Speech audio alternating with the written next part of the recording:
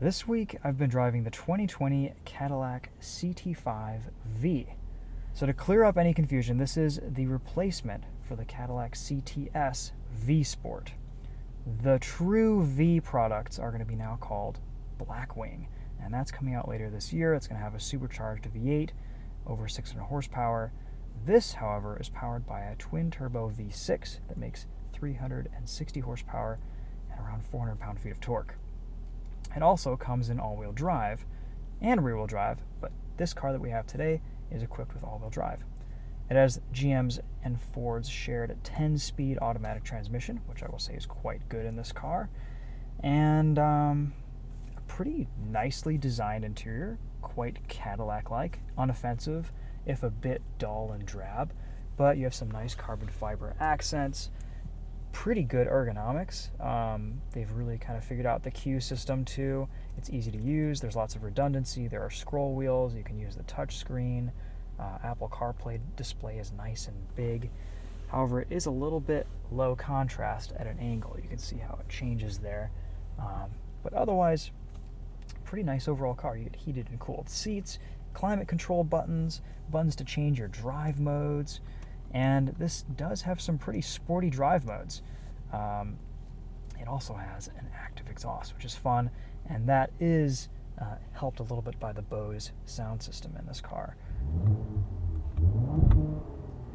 Once we get going, you'll hear that this CT5 does make some pretty sweet V6 noises.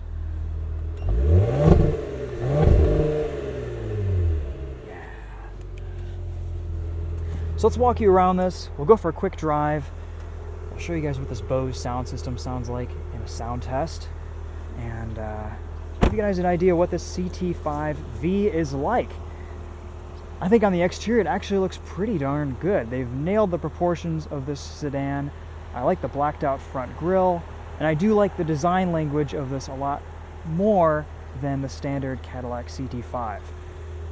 You have nice 19-inch wheels wrapped in Michelin Pilot 4S tires. They're a little noisy, like always, but they handle awesome and the grip is amazing. And I will say the CT5 does a pretty good job of isolating you from the road impact noise that's pretty inherent with these Michelins. In this black, it just looks so good. It really accents the lighting throughout this car. In the back, you get a pretty decent sized trunk. The seats fold down. You've got a tow hook there. Place to fold the trunk down. And a little bit of a throaty growl from the exhaust, which is pretty cool. I do like the design on these taillights. And at night, these door handles light up, which is pretty cool. When we finish this drive, the sun will have set, and we'll get a good view of that. The back seat is also pretty spacious. I have plenty of leg room back here. This is it's slightly larger than the BMW 3 Series, but smaller than the 5 Series that it's supposed to kind of compete against. So it's kind of a nice middle ground. Pricing for this is around $50,000. I don't have a Monroney on this car, but I anticipate there's probably about 10 grand worth of extras on this. So this is probably around 60, which is in line with its competition. I think it looks great. Let's pop the hood, show you guys the engine bay.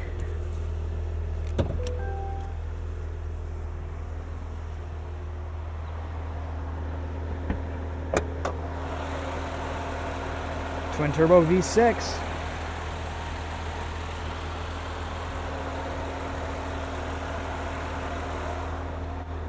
All right, let's take this thing for a drive and see what it's like behind the wheel.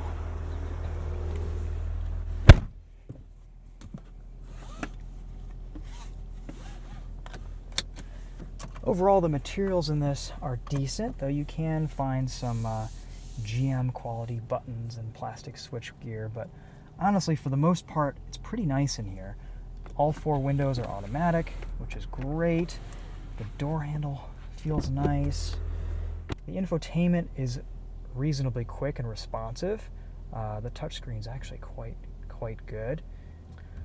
And if you go into the navigation, You can pinch and use this kind of like you would your phone, which is nice.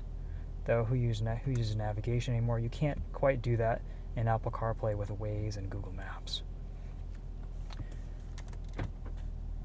Nice high-resolution reverse camera and 360-degree camera. There's a lot of redundancy, like I said, in this CT5, but one thing that I found was kind of entertaining is that you can have up to 5 speedometers on this. So you have the speedometer on the top of the display, the speedometer in the main display, you have the analog speedometer, you engage cruise control and set your speed, and then you have your speedometer in the heads-up display. That adds up to 5 speedos that you can have, and you'll never be wanting to know what speed you're going, which I think is a little bit redundant, a little bit silly, but that's okay. Let's put us into V mode here. This is a customizable mode, a lot like the BMW M modes. Single press of the steering wheel, you can set it to whatever settings you like. I have everything pretty much in sport, suspension tuning. The magnetic dampers in this feel great. The exhaust has a few different modes where you can make it louder. And of course, as soon as you set off, the seat belts give you a little bit of a hug, like in many Cadillac products. We have a few different drive modes. I've mostly been driving around in Tour this week, and that does seem to be a pretty nice overall daily drive mode. I mean, this thing, the transmission programming shifts great, the engine has enough power, the suspension feels really good in that mode under performance driving and normal driving. You can definitely play with the modes and have some fun with this thing, but in normal tour mode, this car has really nice tuning. The steering is pretty good too for an electronic rack. You get a decent amount of feel. It's a little bit dead on center, but once you load it up around a corner, it's actually not too bad. Let's throw it into, let's do track here, why not?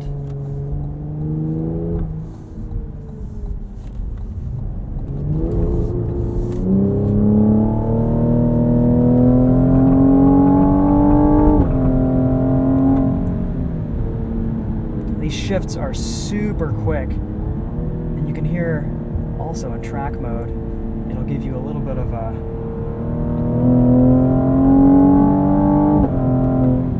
downshift under braking, and that's good because using this car with the paddle shifters is a little bit of a frustrating experience.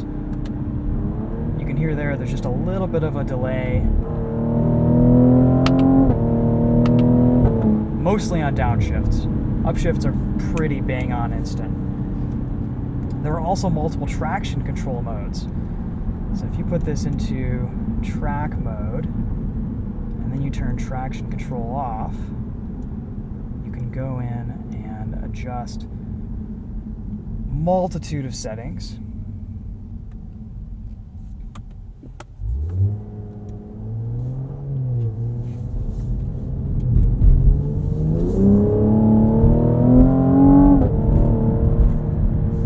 That pop between shifts is actually pretty satisfying. I can feel the suspension stiffen up quite a bit in track mode here.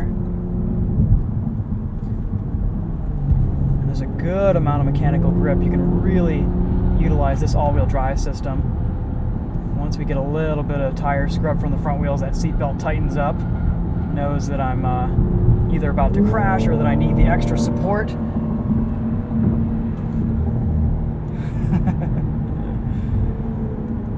Alright, well you get the idea.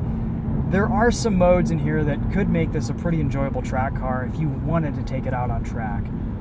You get the settings right, you can kind of turn everything off, slide this thing around a little bit, and it feels like it's pretty neutral, it handles well. There's a lot of grip, especially from these Michelin Pilot Sport 4S tires, and if you just leave it in automatic, the transmission seems to do pretty well on its own. And there's some performance here too. I mean, this is right up here in line with the rest of its class of sporty performance sedans. I will say, comparing this in the marketplace, this is a pretty nice overall package. It's kind of a conservative vehicle overall in its design language, but the driving dynamics, I think, are pretty much right up there with the BMW M340, and you could probably get into one of these a little bit cheaper than the M340 too. But you know, it's kind of up to personal preference. I think definitely the interior quality and the overall feel of the BMW, it feels more special. But next year when they change that grille, this CT5 is probably going to be looking pretty good next to the new 3 and 4 Series.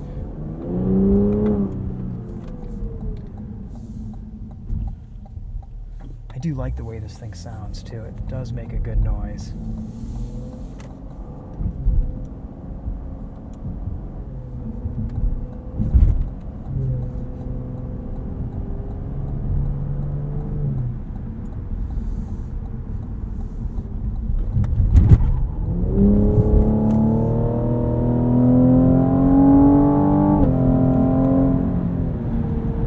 This being a 10-speed, you get those ultra close ratios, so you can get the most out of your power band between gears, and that is very nice.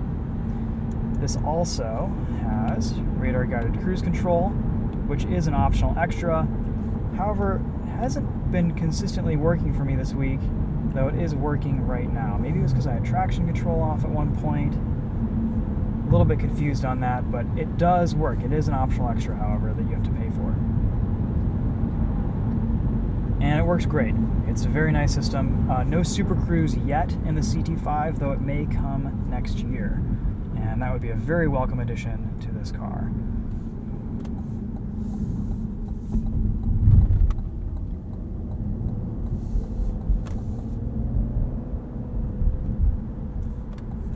Otherwise, not a lot of complaints about this thing.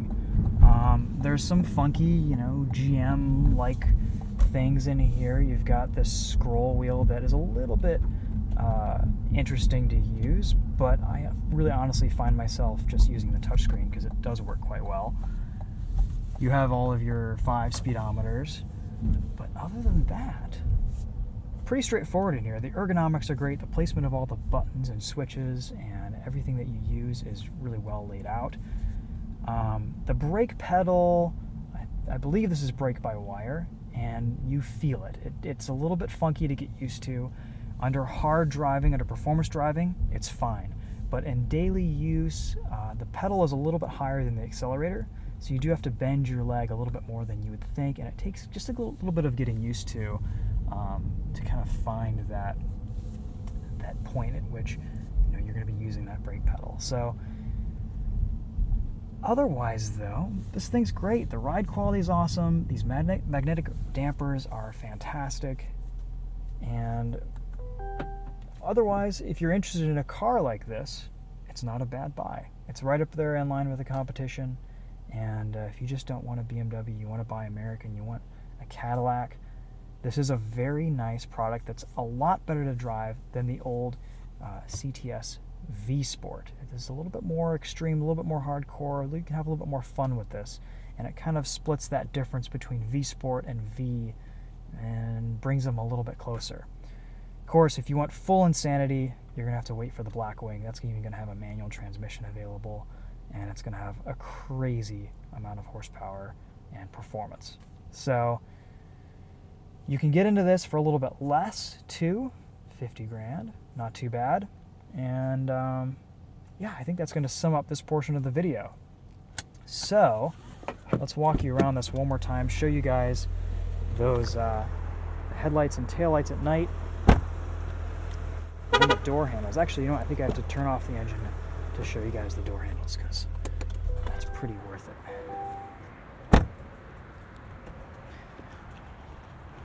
One neat thing is when you walk away from this car and then walk up to it, the lights will turn on, so it'll sense you nearby. And look at these door handles. Very cool. There's a an electronic button that opens the door, and it's a very satisfying door pull. Also with the premium audio, you get these speaker surrounds. Otherwise though, besides the side plates here, there aren't many V logos throughout the interior. I thought there would be something in the seats, which are very comfortable, very supportive, by the way. But otherwise, it's pretty understated, which I think is it's okay. I'm all right with that. You get these really thin mirrors, which are kind of representative of the headlights and taillights. There's some squinty design language going on here, and I like it. I think it looks pretty sharp. All right, guys. Well, there you go. There's the new CT5 V. Excited to get back into some Cadillacs. Let's go in and do the Bose audio test.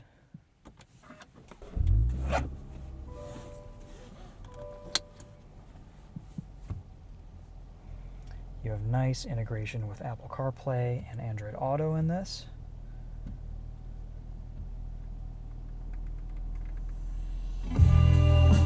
This is a great audio system as well. Very enjoyable to listen to.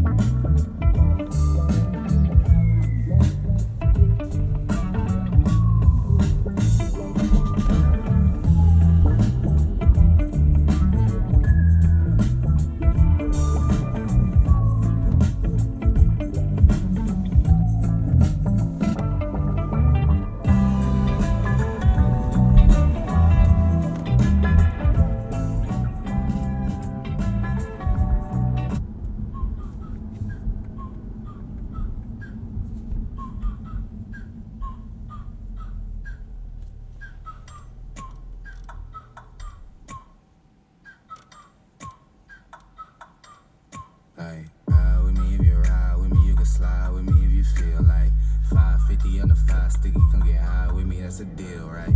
Ride with me if you ride with me, you can slide with me if you feel like 550 on the 5 sticky, come get high with me, that's a deal, right? That's a deal, right? That's a bet, right? That's a bet, right? That's a deal, right? That's a deal, right? That's a bet, right? That's a deal, right? That's a deal, right? That's a bet, right? That's a deal, right? That's a deal, right? Ay, coming down like precipitation. I ain't never met a limitation. Hate applying my elimination. Gotta go to Google for the information. I'm a superstar, so I gotta shine.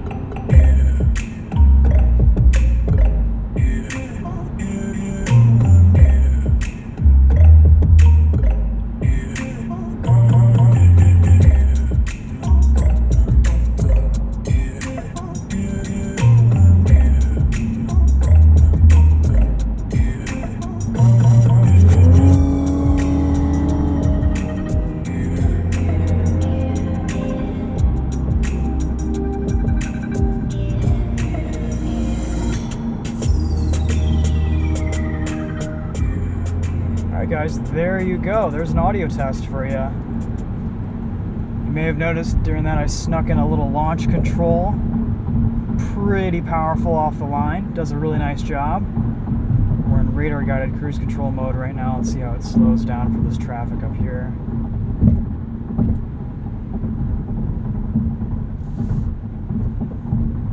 Pretty smooth, pretty seamless. This week I have been getting around, I've been driving like a maniac right now, but I've been getting around 20 to 21 miles to the gallon. And at least according to the readout. So not the best fuel economy, but for a performance engine, not terrible. Alright guys, well I think that pretty much sums it up. Not sure there's anything else I have to say. Thanks again for watching. We'll see you in the next video. Also be sure to check out the videos that we post on this on Winding Roads YouTube channel. And if you want, feel free to follow me on Instagram at TheTopher2. The Topher was taken, so I'm TheTopher2. And you get a little bit of more behind the scenes stuff of what I'm up to. And yeah, that's about it. Alright, see you later. Take care guys. Be safe.